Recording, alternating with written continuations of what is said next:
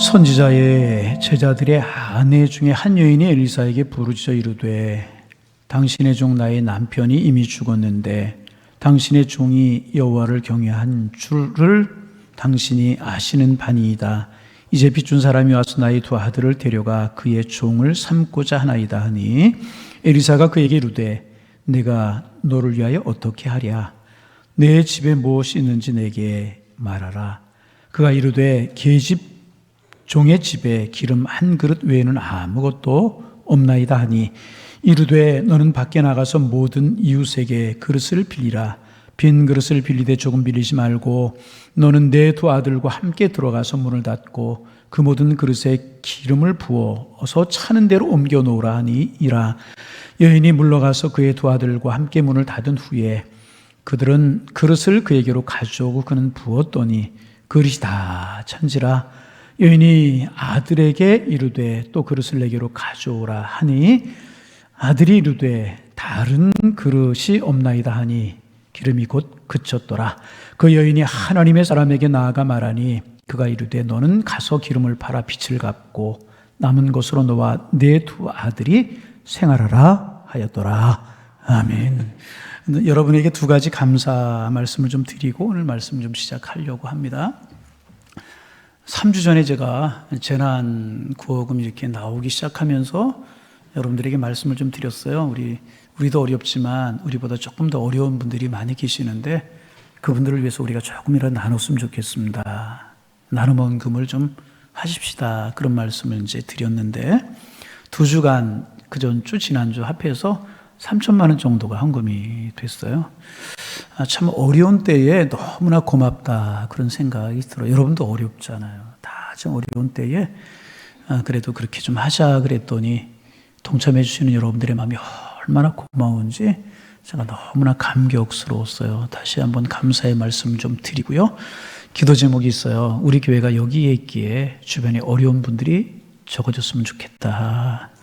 우리 교회가 이곳에 있기에 지역이 좀 밝아졌으면 좋겠다. 이거 기도 제목인데 동참해 주셔서 감사를 드리고 또 교회들, 어려운 교회들, 어려운 이웃들, 우리 교회 또 어려운 분들을 위해서 이렇게 전액 사용을 하려고 이제 합니다. 정확한 내용들 다 집행하고 이제 주보에 그렇게 내보내도록 하겠습니다. 참여해 주시고 기도해 주신 모든 분들에게 감사를 드리고요.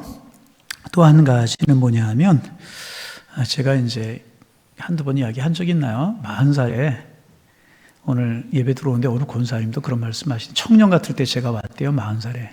청년 아니었습니다. 저 40살이면. 그렇게 젊었다 그런 말씀이시겠죠. 40살에 와서 아무도 모르는 오산에 와서 이제 하나님이 교회를 개척을 하게 하셔서 예배를 시작했어요. 하나님이 축복하셔서 여러분들 같은 좋은 성도님들 만나고 여러분들의 사랑 속에서 20년 동안 제가 벌써 목회를 해왔어요. 우리 교회가 20주년이 이제 되었어요. 큰 아이가 6학년, 그러니까 13살인가요? 둘째 아이가 3학년, 10살 때 왔는데 그 두 아이들이 지금 다 30이 넘었어요. 많이 세월이 지났다. 여러분들이 사랑해 주셔서 우리 가정도 아이들도 그렇게 이제 자랐습니다. 또 저희 가정에 늘 양식 공급해 주시고 또 기도해 주시고 사랑해 주셔서 20년 동안 너무너무 행복하게 목회하고 행복하게 지내올 수가 이제 있었습니다. 참 감사를 드리는데 또 한 가지 감사가 뭐냐 하면 그냥 슬쩍 지나가려고 했는데 어떻게 하시고 저보러 회갑이라고 그러더라고요. 뭐라고요? 네, 회갑이라고 그러더라고요. 지난 화요일 날이었대요. 그래서 참 성가대 문자 많이 보내주셔서 감사하고 어떻게 알았어요 근데? 제 여기 써 있었어요? 문자 많이 보내주셔서 감사하고 여전도회에서 안수집사 바울 베드로 안수집사회에서 여러분들이 이제 축하해 주셔서 감사를 이제 드립니다. 여러분 우리 교우들도 그렇고 특별히 교육자들은 교인들의 사랑을 먹고 살아가는 사람이에요. 여러분 사랑 감사를 드리고요. 저 주변에 있는 목사님들이 저보러 그래요. 목사님 행복한 목회한다고. 그래요? 전 참 행복해요. 우리 교인들이 최고예요. 우리 교인들 같은 교회는 어디 있어요? 20년 목회하는 동안에 건축하면서 업자들 때문에 조금 어려움이 있었지만 우리에게 어려운 문제 하나도 없었고요. 정말 행복하게 목회했어요. 하나님의 은혜지만 여러분들이 너무너무 고마워요. 그동안 가정 사랑해 주시고 자녀 사랑해 주셔서 감사하고요. 행복한 목회할 수 있도록 기도해 주셔서 정말 감사를 드립니다. 그러고 보니까 이제 제가 31년 목회를 양일교회에서 하게 되더라고요. 개척한 해부터 하면 벌써 20년이 지나가고 21년째 반이 지나가요. 그러면 이제 앞으로 10년 남은 것 같아요. 벌써 그런 것 같아요. 10년 동안 그저 여러분 베풀어 주신 사랑 하나님의 은혜에 감사하면서 열심히 목회하는 것으로 보답하겠습니다. 식당에 문을 열었으면 이제 좀 핑계를 대는데 오늘 점심은 제가 좀 대접하고 싶은데 문을 안 열어서 목사님 현금으로 주세요. 그런 얘기 하지 말고 문을 안 열어서 제가 대접을 못 해드리고 그저 여러분들 위해서 열심히 기도하는 것으로 말씀 연구 열심히 해서 여러분들 그저 좋은 꼴 여러분 공급해서 여러분의 영혼이 기름지게 하는 것으로 열심히 신방하고 목회하는 것으로 꾀부리지 않고 그렇게 하는 것으로 여러분 보답하겠습니다. 이제까지 사랑 베풀어 주시고 기도해 주셨듯이 앞으로도 사랑 베풀어 기도해 주셔서 아름다운 동행이 우리 주님 안에서 이루어지면 감사하겠습니다. 그렇게 하겠습니다. 이렇게 해주시기를 감사를 드리고요. 고맙습니다. 근데 왜 2부, 3부도 박수를 치던데 1부는 박수를 안 쳤나 잘 모르겠어요. 박수 받자고 한 건 아니고 제 마음이 진정으로 그렇습니다. 저희 아이들 잘 자랐어요. 6학년 3학년 때 오던 아이들이 지금 죄송합니다. 큰아이가 33이고 둘째가 30이에요. 어휴, 언제 그리 하나님 또 잘 인도하실 것으로 믿고요. 정말 여러분들에게 사랑 베풀어 주셔서 너무너무 행복하다고 말씀을 드리면 고맙습니다. 이제 오늘 또 말씀 그만할까요? 얼굴이 그런 표정인 것 같아요. 오늘 그래도 말씀을 좀 묵상해야죠. 한 가정의 딱한 사정으로부터 오늘 본문이 시작이 되고 이제 있습니다. 남편 되는 사람이 선자가 되기 위해서 선자학교에서 공부를 하다가 그만 아내와 두 아들들에게 많은 빚을 남겨놓고 재산 물려주고 좋은 거 물려준 것이 아니라 빚만 남겨놓고 세상을 떠났습니다. 그래서 빚쟁이가 와서 두 아들을 종으로 데려가겠다는 겁니다.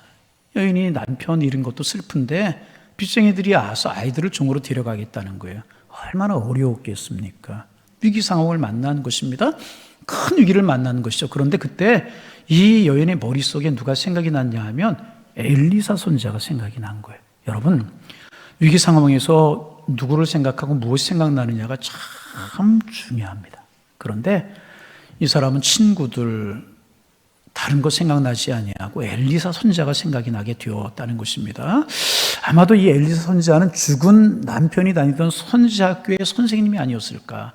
성경에 자세히 기록하고 있지는 않아서 모르겠지만은 그랬을 것이라고 생각이 이제 됩니다. 그래서 이 선지자를 찾아서 어려운 사정을 이야기하는 겁니다. 딱한 사정을 들은 엘리사 선지자는 이렇게 이야기합니다.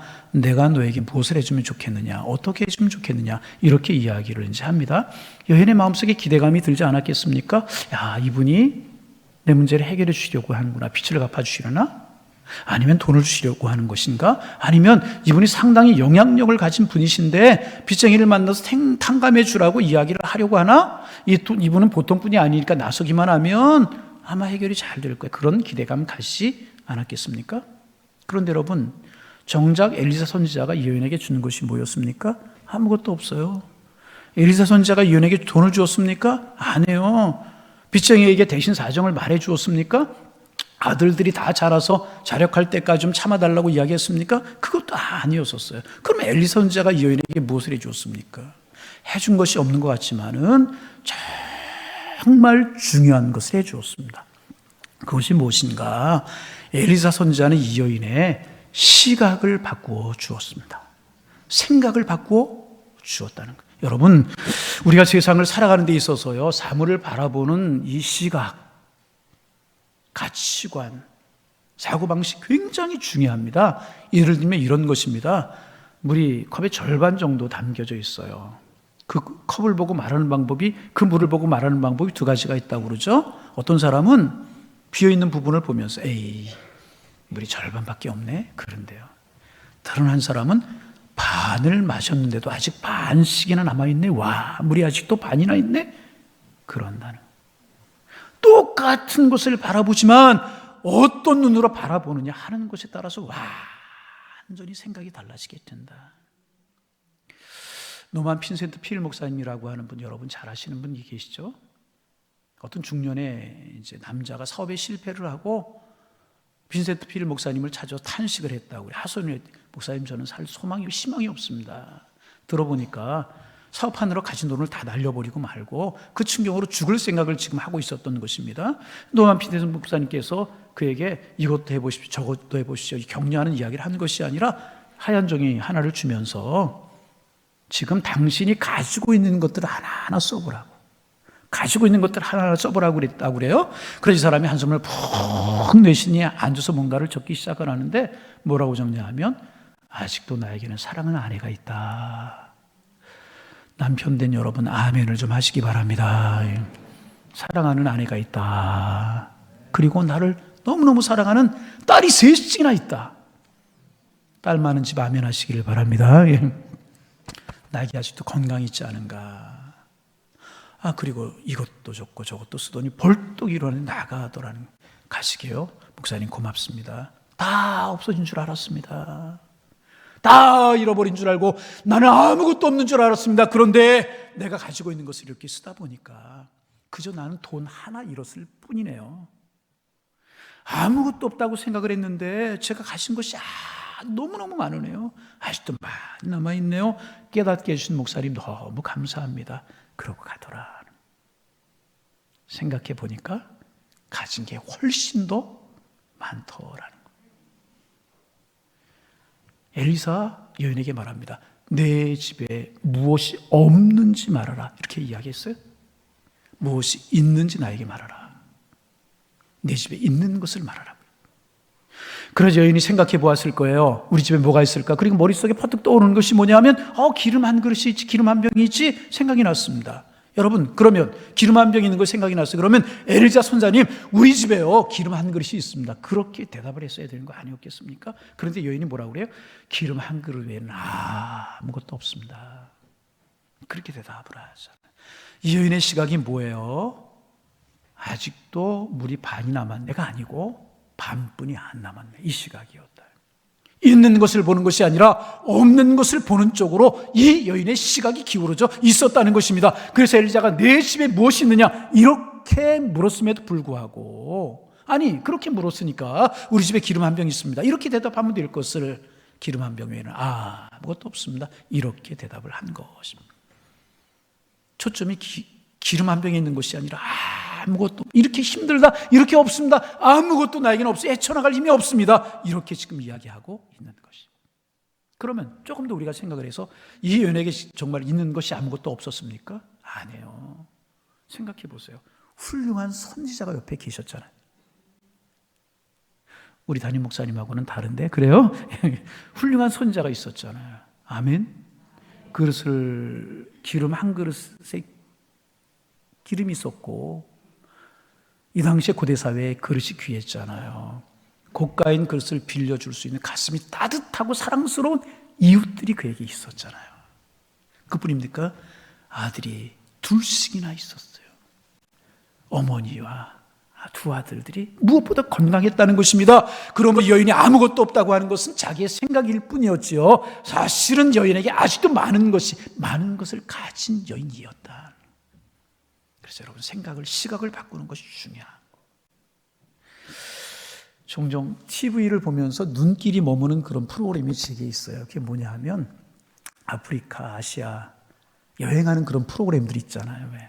그런데 가끔 어려운 사람들, 오지 이야기, 오지에 사는 사람들의 이야기를 방영해 줄 때가 이제 있어요. 참 어렵게 살아요. 집이라고 할 수 없는 움막에 살아요.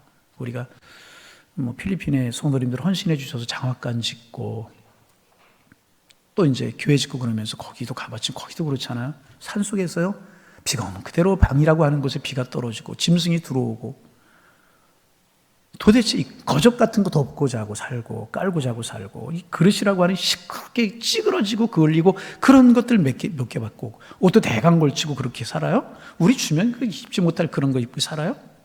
그런 거 볼 때가 있어요. 여러분, 그런 거 보면서 여러분들 어떤 생각 하십니까? 어떤 생각 하셔요? 저는 그런 생각이 들어요. 이야, 나는 가진 게 많구나. 가진 게 많구나. 옷도요, 철마다 그래도 몇 번은 되는 것 같아요? 와이셔츠, 양복 몇 벌 되는 것 같고요. 신발도 몇 개 되는 것 같아요. 구두 있죠, 등산화 있죠, 스리퍼 있죠, 운동화 있죠. 구두도 밤색 있죠, 검정 거 있죠.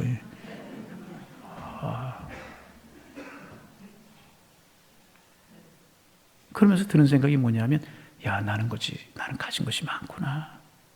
그렇게 생각할 때가 있어요. 솔직한 고백. 그래서 여러분 무슨 생각하는 줄 아세요? 나 부자다. 여러분, 우리 부자예요. 저만 검정 거 밤색 구두 있어요? 빨간 것도 있고 흰 것도 있잖아요.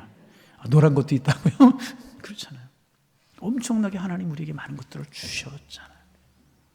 그래서 여러분, 그런 각도로 바라보면 우리가 불평을 하는데, 불평하는 불평도 어떻게 생각하면 감사의 조건이에요. 집이 좁아요? 바꿔서 생각하면 가족이 많다는, 하나님 가족의 축복을 주셨고 가구들을 짐을 많이 주셨다는 축복 아니겠습니까? 그러므로 감사하는 거잖아요. 바빠서 죽겠다고 그래요? 하나님이 그 말에 응답하시면 큰일 나요. 바빠서 죽겠다고 그러는데 아직도 내가 쓸모있다는 이야기 아니겠어요? 그렇잖아요. 나를 만나고 싶은 사람이 많다는 이야기고 할 일이 많다는 것이니까 아직도 나는 가치 있는 사람이라는 말이 아니겠어요? 여러분, 얼마나 감사한 것입니까? 그래서 불평도 달리 생각하면 다 감사의 제목이 되는 것이라. 시각이 중요한데 엘리사는 이 여인의 시각을 바꾸어 주었다는. 내 집에 무엇이 있느냐 대답하기를 원해. 여러분, 우리의 생각과 관점이 바뀌기를 소망합니다. 긍정으로 보고 감사함으로 살아가서 행복하게 살아가는, 부디 행복하게 살아가는 여러분들 다 되시기를 주님의 이름으로 축복합니다. 그럴 수 있어야 돼요, 우리. 이게 오늘 본문에서 배울 수 있는 첫 번째 교훈이고요. 그러면 오늘 나누려고 하는 말씀이 여기서 끝인가? 우리 긍정으로 보고 감사하며 살자, 여기서 끝인가? 아니에요. 이제부터 드리려고 하는 말씀의 핵심이 이제부터 있어요. 그러면 오늘 말씀의 핵심이 무엇인가? 이런 겁니다. 엘리야의 마음이 어떤 것이었나 그 말이에요. 내 집에 무엇이 있는가? 예, 기름 한 그릇이 있습니다. 두 아들이 있습니다. 그릇을 빌려줄 이웃들이 있습니다. 건강이 있습니다. 그렇게 대답하기를 원하는 마음으로 내 집에 있는 것이 무엇이냐? 그렇게 엘리사가 물었겠습니까? 아니라는 거예요. 그러면 엘리사의 마음은 어떤 것이었는가? 이 여인이 정말 중요한 것을 깨닫기를 원하는 마음으로 질문을 한 것이라는 거예요. 그러면 엘리사가 이 여인이 깨닫기를 원했던 정말 중요한 한 가지가 무엇이겠는가? 그것은요, 다른 것이 아니에요. 여인의 집에 지금 하나님이 계시다, 그 사실을 알기를 원했다는 거예요. 하나님이 그 여인의 집에 함께 하셨어요. 그리고 하나님은 그 여인과 두 아들을 사랑하시는 분이셨고요, 그 하나님은요 전지전능하신 분이십니다. 능지 못하심이 없으신 분이세요. 그리고 그 하나님은요 그 여인의 가정에 계시다는 거예요. 엘리야는 그 여인이 그 사실을 발견하고 깨닫기를 원했다는 거예요. 이 사실이 정말 중요한. 여러분 생각해 보세요. 하나님이 안 계시면 그 여인이 하는 수고가 무슨 소용이 있겠어요? 이 여인이 100번 1000번 엘리사를 찾아온들 하나님이 안 계신 무슨 소용이 있고, 이웃집에 가서 그릇을 수백 개 빌려온들 무슨 소용이 있고, 아이들이 둘이 아니라 10명인들 무슨 소용이 있고. 여러분, 이 문제 어떻게 해결할 수 있습니까? 그런데 하나님이 그들의 가족과 함께 하셨고 그들의 가족을 사랑하셨고 능력으로 역사하시자 기름이 흘러넘치고 계속 흘러넘쳐서 빈 그릇을 채웠고요, 그 그릇을 팔아서 빚도 갚고 생활 대책을 세울 수도 있었던 것입니다. 하나님이 함께 하시자 해결이 되었잖아요. 하나님이 함께 하시는 게 가장 중요한 것이라. 이것을 깨닫기를 엘리사 선자는 원했다는 거예요. 여러분, 그렇습니다. 그래서 우리가 알아야 될 가장 중요한 것은 뭐냐 하면, 중요한 영적 지식이 뭐냐 하면 하나님이 우리와 함께 하시다는 거예요. 여러분, 하나님이 함께 하시는 줄로 믿습니다. 누구에게, 어디에, 우리에게, 우리 가정에, 여러분의 자녀들에게, 여러분의 생업에 함께 하실 줄로 믿습니다. 그래서 여러분, 이 여인에게 가장 심각한 것이 무엇이었는가? 경제적인 위기가 아니었다는 거예요. 빚쟁이가 와서 독촉하는 것이 아니었다는 거예요. 종으로 팔려가기 생겼다는 것이 가장 심각한 위기가 아니었다는 거예요. 이 여인의 가장 심각한 위기가 무엇이었는가? 하나님이 함께 하신다는 것을 깨닫지 못하는 것이 진짜 위기였다는 거예요. 그것을 모르고 살아가는 것이 진짜 위기였다는 거예요. 그러면 우리가 질문을 좀 뒤집어 생각을 해봅니다. 이 여인이 정말 하나님을 몰랐나요? 하나님 경외하지 못하는 여인이었어요? 아니요. 하나님 알고 하나님 경외하는 여인이었었어요. 여러분 잘 생각해 보세요. 믿음이 있었으니까 하나님의 사람을 찾아왔잖아요. 친구 찾아가지 않고 은행을 찾아가지 않고 다른 데 돈 빌리러 가지 않고 선지자 찾아왔죠. 믿음이 있었어요. 또 생각해 볼까요? 그 남편이 선지자가 되려고 선지자학교에 다니던 사람이었습니다. 여러분 우리가요 여기에서 지금 이야기는 북왕국 이스라엘에서 있었던 이야기거든요. 북왕국 이스라엘에서 선지자로 산다는 것이 무엇인지를 좀 우리가 알 필요가 좀 있습니다.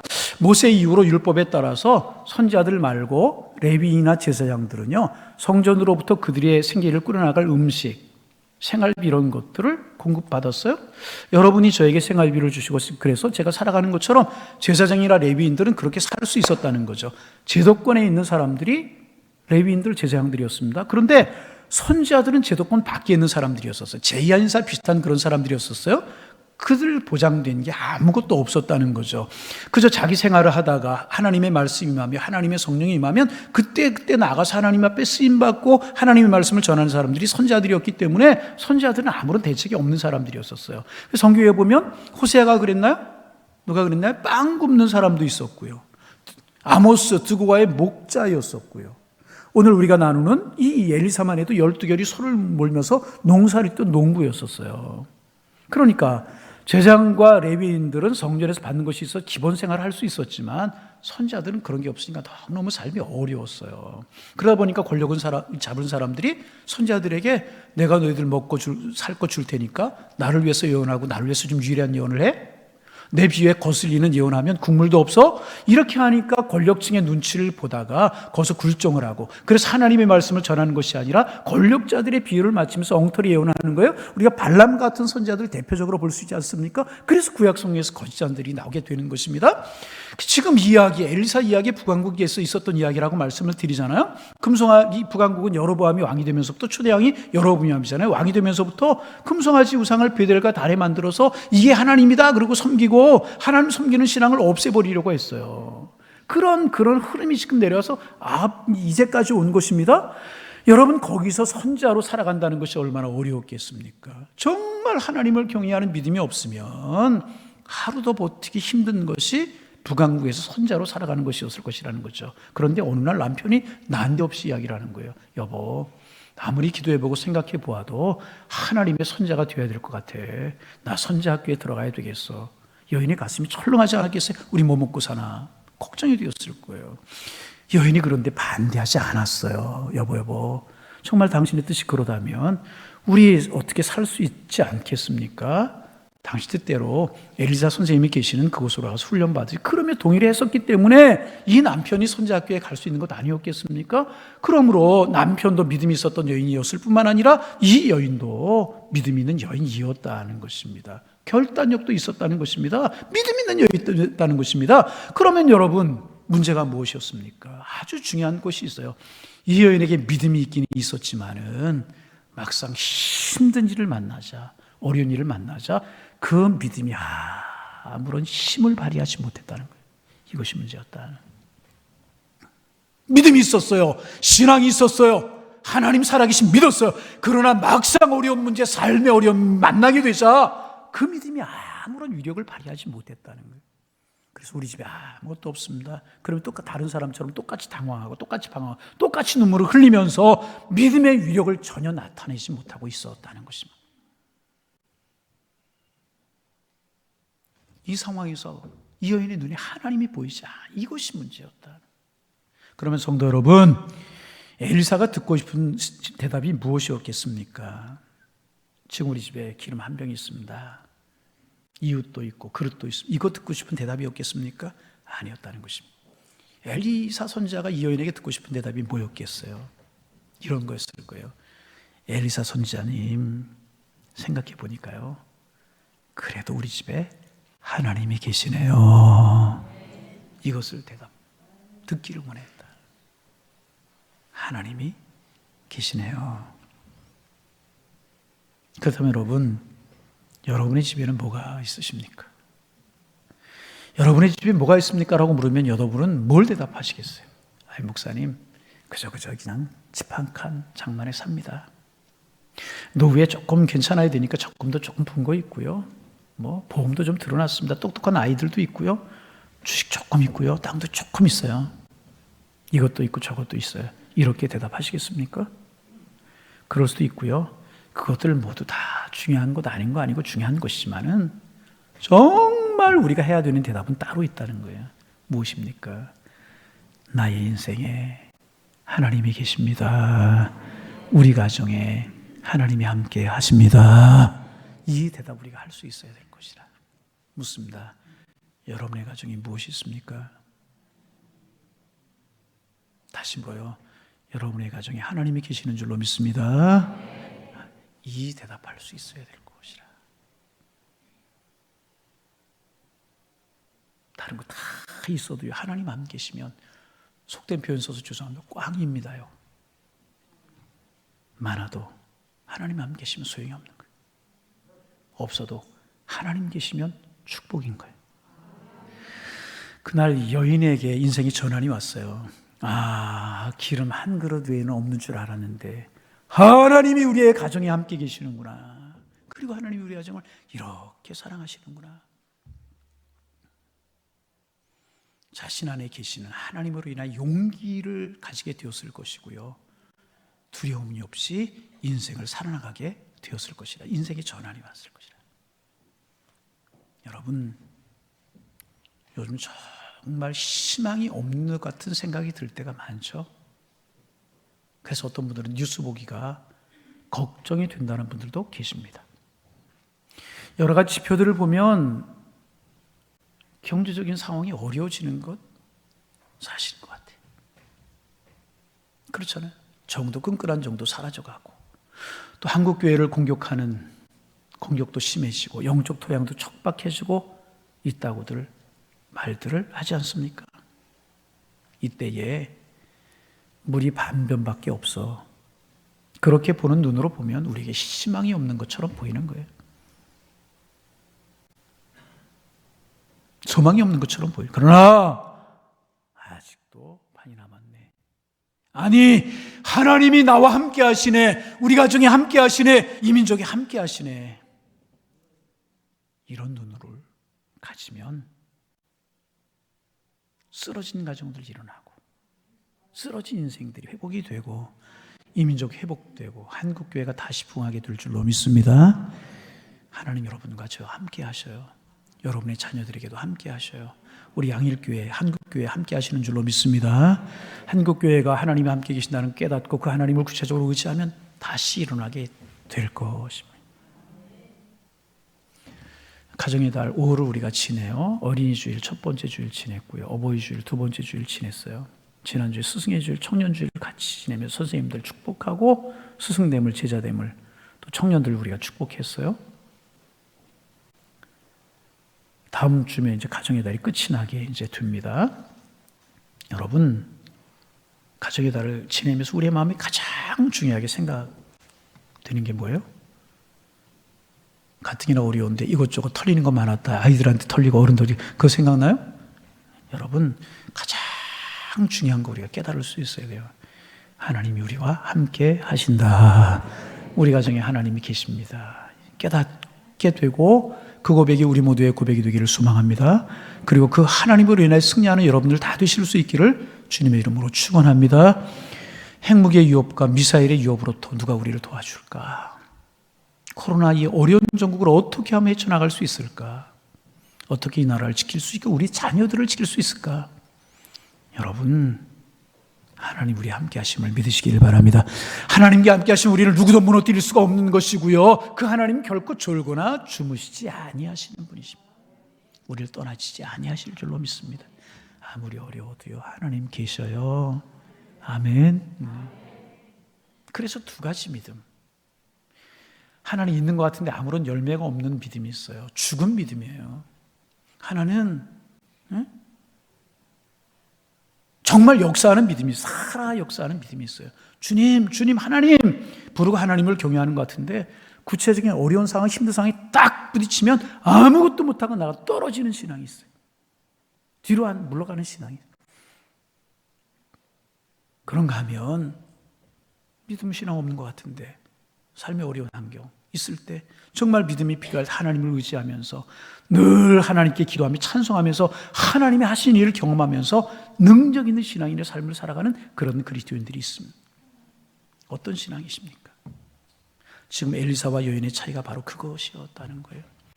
여인도 하나님을 알고 하나님을 경외했지만 구체적인 상황에서 너무나 무기력했어요. 너무나 연약했어요. 죽은 믿음이었어요. 그러나 엘리사는 기름 그릇을 빌려다가 따르기만 하면 하나님이 도우실 것을 믿었어요.